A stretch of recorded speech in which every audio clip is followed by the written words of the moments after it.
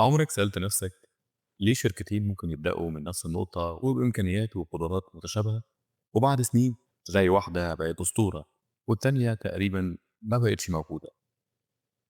السؤال ده جاوب عليه واحد من أهم كتب الإدارة في التاريخ، من جيد إلى عظيم، لجيم كولينز، اللي قضى 5 سنين في كتابة الكتاب ده، واللي قاله بعد الدراسة الطويلة دي إن ده مش حظ ولا بسبب المديرين الكاريزما اللي بيظهروا على أغلفة المجالات. السر في ناس عادية جدا بس اشتغلوا بعقلية وانضباط غير عادية. بداية النجاح بتبدأ من عند القائد الهادي الحازم المتواضع. كولينز اكتشف ان الشركات اللي بقت عظيمة فيها نوع معين من القادة، القائد اللي بيكون عنده تواضع وعزيمة ومهنية. كولينز في كتابه بيسميه قائد المستوى الخامس، اللي بينسب الفضل للناس وقت النجاح وعنده الشجاعة انه يبص في المراية ويلوم نفسه وقت الفشل. زي بارون سميث في شركة كيمبرلي شارب، راجل خجول بسيط اتقال له انت مش مؤهل، وكمان اتشخص سرطان وكان عنده سنة واحدة يعيشها. داروين قدر يقلب نموذج الشركة كلها، وجه مديرات الشركة نحو الاند يوزر او المستهلك النهائي.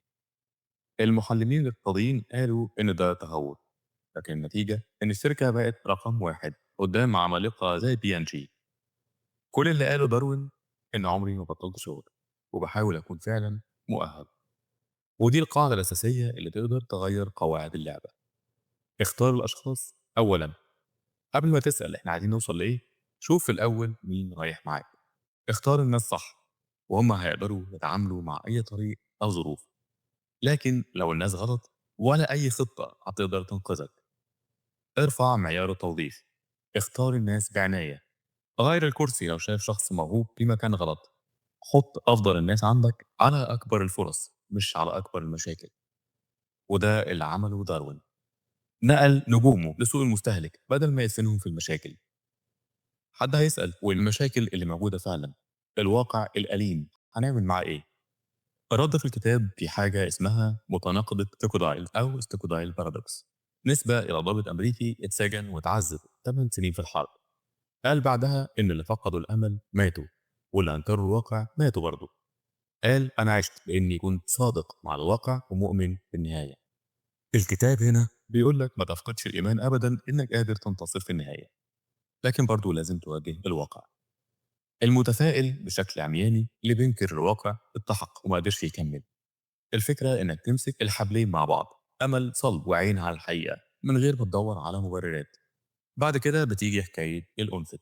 بيقولك في الكتاب إن الثعلب عنده 1000 حيلة، لكن الأنفت حيوان بسيط مش ذكي زي الثعلب، عنده حيلة واحدة بس وبيتقنها تماما. لما بيحس بالخطر بيلف نفسه ويتحول لكورة من الشوك محدش يقدر يهاجمها، لكن بتنجح كل مرة.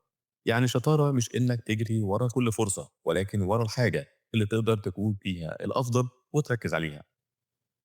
وطبعا كل ده مش هيحصل من غير انضباط، والانضباط مش نظام عسكري، ده ثقافة. انضباط في الفكر والسلوك، نظام واضح فيه حرية ومسؤولية في نفس الوقت. كل قرار بيتاخد بناء على قيم واضحة مش على المزاج. كل واحد عارف المسؤولية اللي عليه ومفيش مبررات. كولينز قال إن الكيانات العظيمة مش محتاجة إدارة صارمة، لأنها مبنية على ناس عارفة إزاي تدير نفسها. لما ده بيحصل بنوصل لحاجة اسمها عجلة الطيران أو الفلاي بي. لحظة معينة بتنطلق فيها. بيقول لك إن العجلة في البداية بتبقى تقيلة جدا، دفعة بعدها دفعة وبعدها دفعة، بعدها العجلة بتجري لوحدها. يمكن يبان من بره إن دي قفزة فجائية، لكن الحقيقة إن الطاقة كانت بتتراكم في صمت من سنين. بيقول لك كمان إن التكنولوجيا ليها دور كبير برضه، مش عصاية سحرية لكنها مسرع وأداة ذكية بتساعد الأنتج. الجميل في الدروس دي إن هي مش بس للشركات. تعال نشوف كده ازاي ممكن نطبق الكلام اللي في الكتاب ده. اختار الناس بعناية، وظف بمعيار أعلى، حط كل شخص في مكانه الصح، واجه الواقع من غير ما تفقد الأمل أو تنهار، ابني نظام منضبط، واسأل أكتر ما تدي أوامر، خلي الناس ما تخافش تتكلم وتقول اللي عندها. ابني الأنفت بتاعك، ركز على نقط القوة بتاعتك بدل ما تقلد الناس.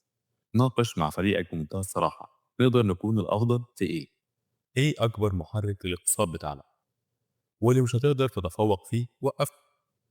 والدايرة اللي بتتقاطع فيها الإجابات دي هو ده الأنفق بتاعك.